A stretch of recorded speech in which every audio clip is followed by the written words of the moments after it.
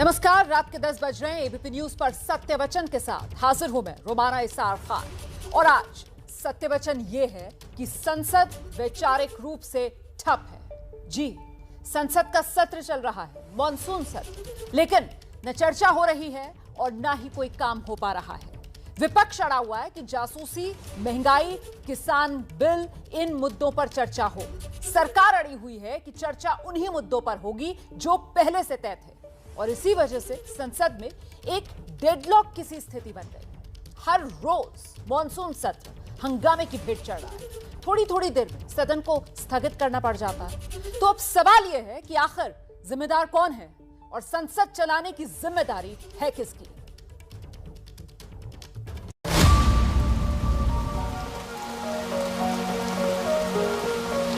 माननीय सभासदों,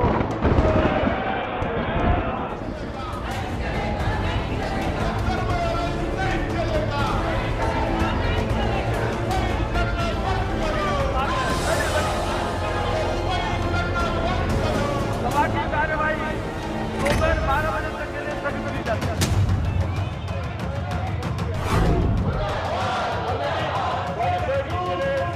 House stands adjourned to meet at 2 p.m. सदन की कार्यवाही 11:45 मिनट तक स्थगित की जाती है। The House stands adjourned to meet at 1100 hours on Wednesday, 28 July 2021. For half an hour.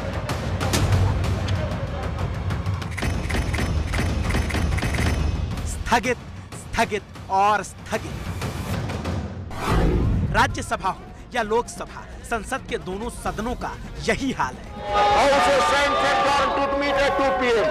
संसद न चलने पर सरकार और विपक्ष का क्या ख्याल है? And you can speak on this case. विपक्ष चर्चा चाहता एक एक मुद्दे पर। आखिरकार विपक्ष चर्चा से क्यों भाग रहा है? हम चाहते कि चर्चा हो। विपक्ष कहता है हम चर्चा चाहते हैं और सरकार भी कहती है हम चर्चा चाहते हैं। तो सवाल है कि चर्चा हो क्यों नहीं रही? आखिर हर रोज हंगामे और शोर की मुनादी में संसदीय प्रणाली कहीं खो क्यों जा रही है? 12:30 तक स्थगित की जाती है।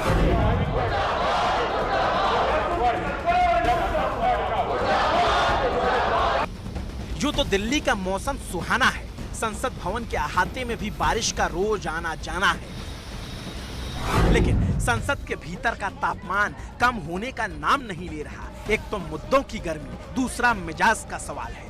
सुझाव एक अच्छा सुझाव है, इस पर हम लोग ध्यान दें। और ऐसे शोरगुल की स्थिति में जनता के मुद्दे कहीं खो से गए हैं।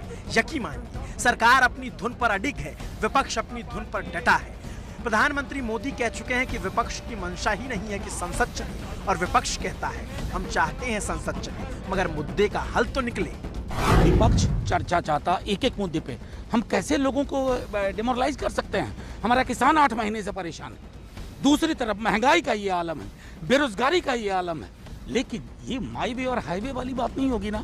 ये अब दिन में बिल पास करवाते जा रहे हैं एक एक करके।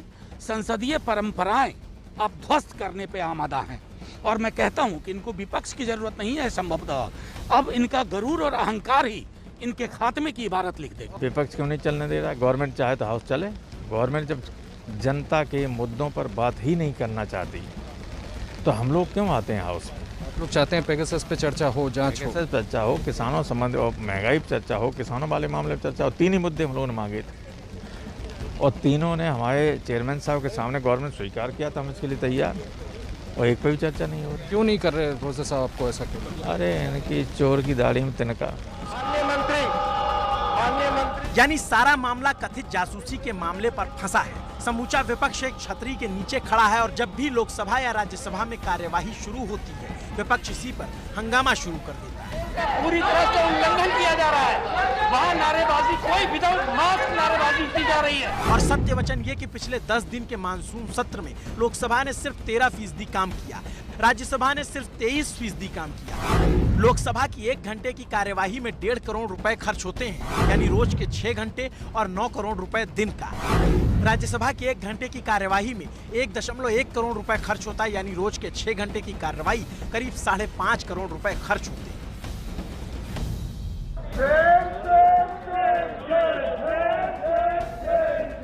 और ये पैसा आम आदमी की गाढ़ी कमाई के टैक्स का पैसा होता है, जो घंटे दर घंटे बेवजह बर्बाद हो रहा है, हंगामे की भेंट चढ़ रहा है। और सरकार कहती है विपक्षी काम नहीं करने दे रहा। सभा की कार्यवाही दोपहर 12 बजे तक के लिए स्थगित की जाती है। केवल कागज फाड़ के स्पीकर के ऊपर फेंकना, कागज फाड़ के मंत्रियों के ऊपर फेंकना, मंत्री के हाथ से स्टेटमेंट छीन के उसको फाड़ देना, क्या ये चर्चा करने के लिए तैयार नहीं है? देश जानना चाहता है, देश अपने से जुड़े हुए मुद्दों पर जो देश की जनता वो चाहती है कि चर्चा हो, तो आखिरकार विपक्ष चर्चा से क्यों भाग रहा है? ये बात सच है कि विपक्ष हंगामा कर रहा है, लेकिन हंगामे को शांत कराना भी सरकार का काम है, संसद को चलाना भी सरकार का काम है। और ऐसा नहीं है कि विपक्ष पहली बार कोई हंगामा कर रहा है। याद कीजिए, जब बीजेपी विपक्ष में थी तब 2010 में 2G मामले पर पूरी संसद ही ठप हो गई थी, कई दिन तक नहीं चली थी। और हंगामा वो तो पूछिए मत।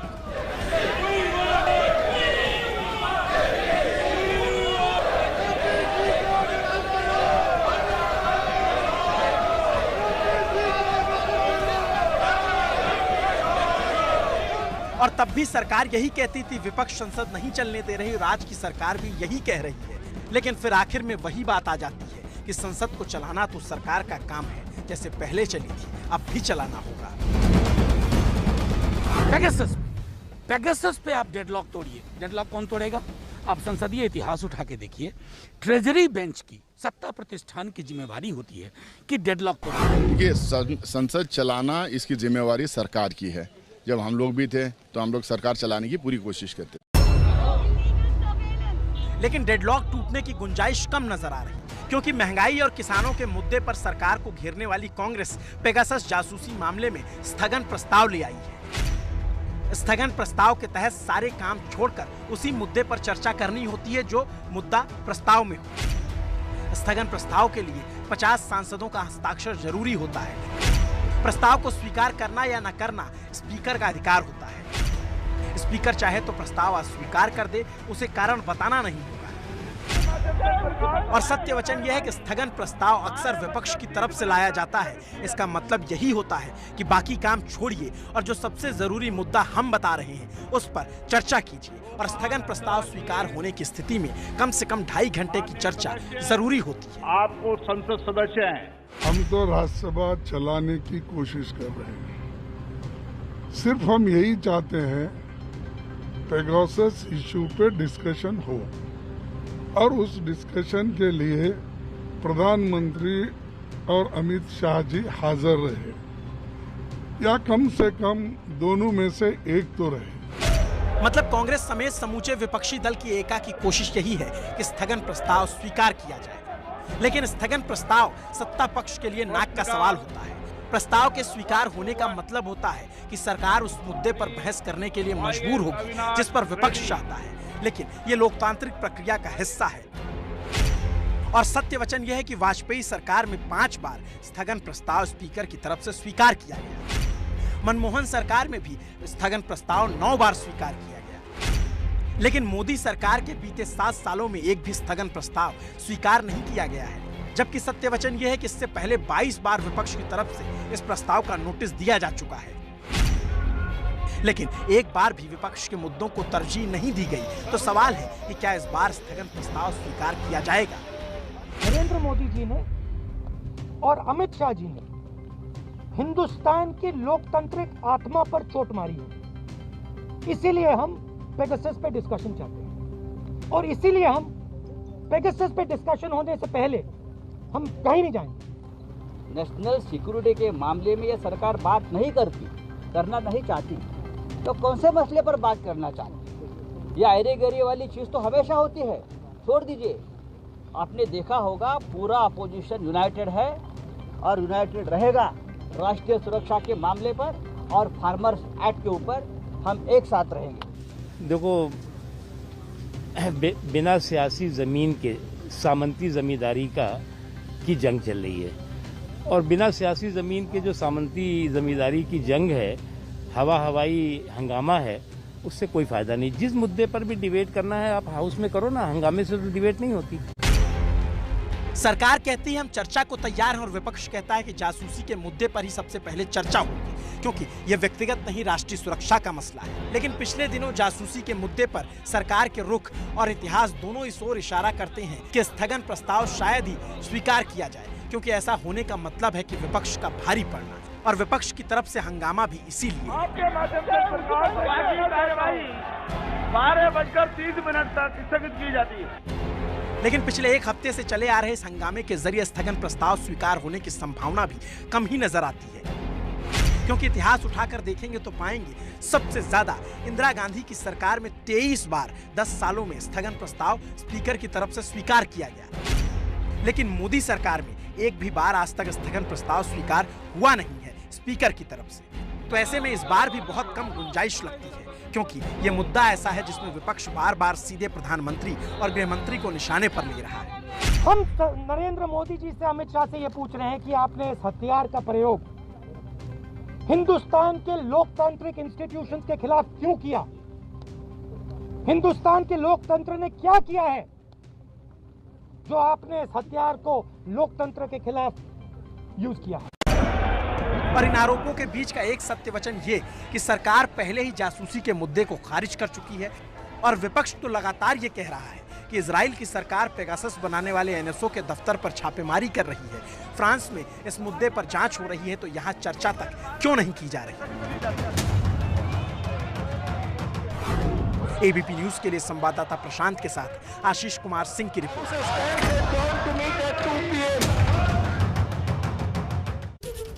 तो सत्य वचन यही है कि संसद ठप है, डेडलॉक बना हुआ है, टैक्स पेयर का पैसा बर्बाद हो रहा है। कब संसद खुलेगी, कब कामकाज होगा, कोई नहीं जानता। दिल्ली विधानसभा में प्रस्ताव पास किया गया है, नियुक्ति पर विवाद बढ़ता जा रहा है।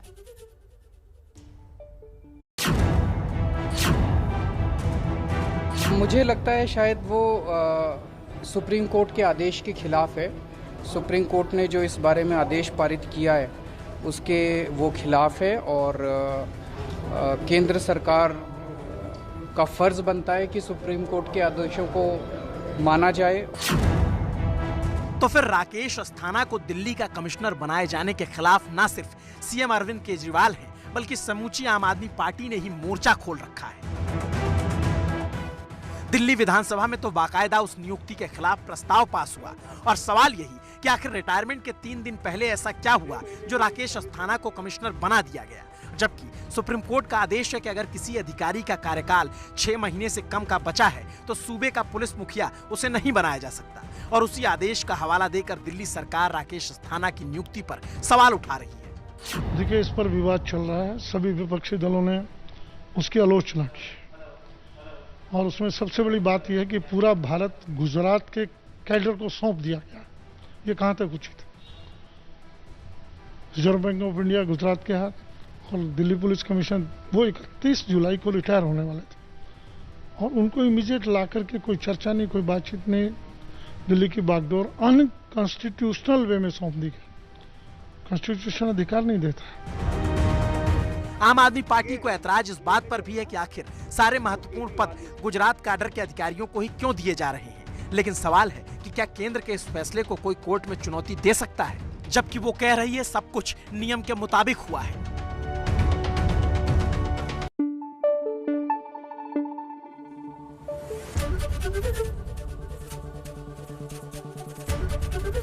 एबीपी न्यूज आपको रखे आगे।